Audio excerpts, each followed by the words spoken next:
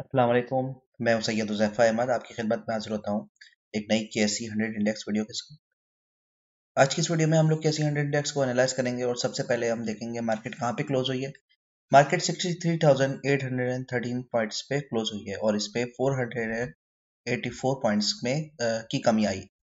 Market का volume तकरीबन 21 करोड़ था और मार्केट का जो हाई था वो 64,534 था और इसका जो लो था वो 63,743 था। यानी मार्केट जब ओपन हुई तो ऊपर की तरफ थी और आहिस्ता आहिस्ता इसमें हमने देखा कि सेलिंग प्रेशर आता रहा और फिर मार्केट जो सेकंड हाफ था इसमें काफ़ी ज़्यादा हमें सेलिंग नज़र आई। अब हम देखते हैं कि टॉप एक्टिव स्टॉक्स हमारे कौन कौन से रहे। हमारा पीआईए था जिसपे कैप लगा और पीआईए नीचे जाके फिर इसमें बाइंग प्रेशर आया अपने सपोर्ट पर आके, फिर एक और इसमें बाइंग प्रेशर नजर आया। के इलेक्ट्रिक में भी वॉल्यूम काफ़ी आया लेकिन ये इसमें अभी भी सेलिंग प्रेशर ज़्यादा है। ओजीडीसी पीपीएल ये हमारा क्योंकि इसमें एक दिन पहले लोअर लॉक में काफ़ी बाइंग हुई थी इंश्योरेंस सेक्टर की तरफ से, तो ये दोनों में देखा कि अ, ये बढ़े, इनकी वजह से भी इंडेक्स जो है स्टेबल रहा। बाकी ज़्यादातर हमारे पेनी स्टॉक्स थे जिसपे वॉल्यूम रहा। अच्छा, इसके बाद हम देख लेते हैं कैसी हंड्रेड इंडेक्स का की टेक्निकल एनालिसिस हम लोग करते हैं। सबसे पहले तो मैं मंथली चार्ट देखता हूँ। मंथली चार्ट पे मैं देखता हूँ कि क्या मुझे कोई खतरा नज़र आ रहा है कि नहीं। अगर मैं टेक्निकल इंडिकेटर्स में जो बेसिक इंडिकेटर्स हैं उसमें मैं एमएससीडी को देखूं तो एमएससीडी स्टिल अभी बहुत ज़्यादा बुलिश ही है, इसने कोई सेलिंग सिग्नल जनरेट नहीं करा। और अगर मैं इसका चेक इन ऑसिलेटर की बात करूं तो इसने भी सेलिंग सिग्नल जनरेट नहीं करा है। आरएसआई की बात करूं तो आरएसआई काफ़ी ज़्यादा ओवरबाउट कंडीशन में है, लेकिन ये एक ऑब्वियस सी बात है कि अगर मार्केट अपने अप ट्रेंड में है, अप ट्रेंड में होती है तो आरएसआई ओवरबाउट में रहता है। तो इसको ज़रा देखते हैं, इसकी जो कैंडल्स बनी है आपने देखा कि कंटिन्यूसली ऊपर आई, यहाँ पे सेलिंग प्रेशर आया और यहाँ पे फिर सपोर्ट से ये ऊपर जाता जाता यहाँ पर आया। एक अच्छी चीज़ ये है कि अगर हम इसको देखें तो इसकी जो कैंडल जो क्लोज हुई है, ऑल्दो इसने हाई बनाया तकरीबन 67,000 का, लेकिन जो दिसंबर की जो क्लोजिंग आई थी वो यहाँ पर आई 62,000 एंड 450 पे।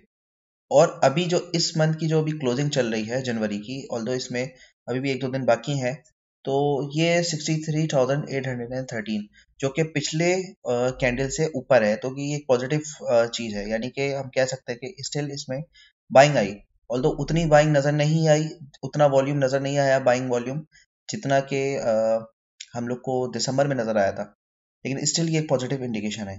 और मैं ये कह सकता हूँ कि मार्केट का अभी भी अगर कुछ महीने का मैं चार्ट देखूँ तो जो हमारा जो पिवट की जो सपोर्ट रेजिस्टेंस बता रही है वो 73,600 बता रही है कि यहाँ मार्केट जा सकती है।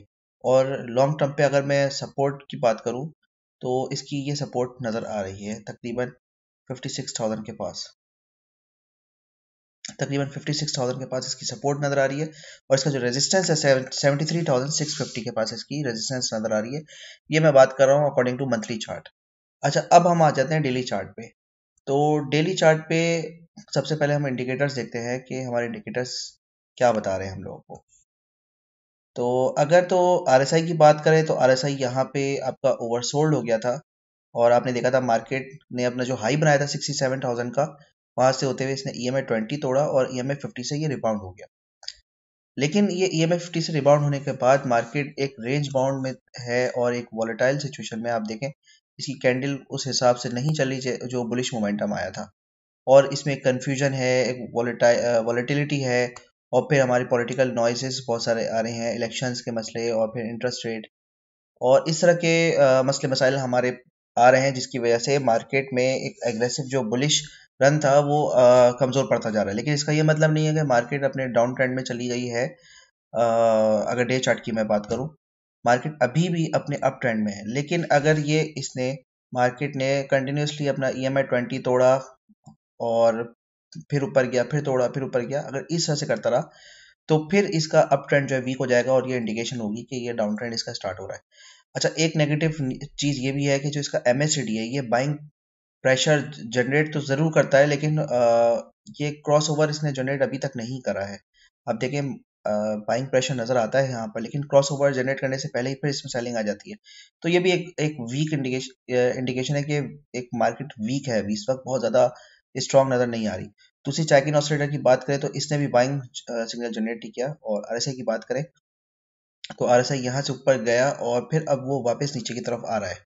अगर मैं इसकी बात करूं अपनी मूविंग एवरेज की, तो मूविंग एवरेज पे ये मार्केट आई, उसकी जो क्लोजिंग आई ठीक बिल्कुल EMA 20 के पास क्लोजिंग आई। हो सकता है कि मार्केट जो है प्री ओपन पे मामूली सी 100-150 पॉइंट नीचे जाए और उसके बाद इसमें बाइंग प्रेशर नज़र आना शुरू हो जाए शॉर्ट टर्म। लेकिन हमें ये भी देखना चाहिए कि थोड़ा सा एहतियात से काम करें, क्योंकि मॉनेटरी पॉलिसी बिल्कुल करीब है, और मॉनेटरी पॉलिसी में के दिन जो है ना, पूरे दिन मार्केट थोड़ी सी रेंज बाउंड रहती है, थोड़ी प्रेशर में रहती है, और जो अंदर के लोग होते हैं उनको जब पता लग जाता है तो मार्केट में अगर कोई पॉजिटिव न्यूज़ है तो आप देखेंगे लास्ट आवर में बाइंग स्टार्ट हो जाएगी, और नेगेटिव न्यूज़ है तो लास्ट आवर में मार्केट काफ़ी ज़्यादा गिर सकती है। तो इस बात को मद्देनज़र रखें। और अगर मैं इसकी बात करूं तो जैसे मैंने आप लोग को बताया था, इसमें जो पिवट की जो रेजिस्टेंस नज़र आती है वो 66,700 या 66,800 के पास है। मैं इसको 66,700 के पास इसकी रेजिस्टेंस बना देता हूँ, जो इसकी नेक्स्ट रेजिस्टेंस है अगर मार्केट ने अपना EMA 20 ब्रेक नहीं किया। तो ये मेरी एनालिसिस थी छोटी सी KSE 100 इंडेक्स के हवाले से। उम्मीद है कि आप लोग को पसंद आई होगी। अब तक के लिए इतना ही। अल्लाह हाफिज़।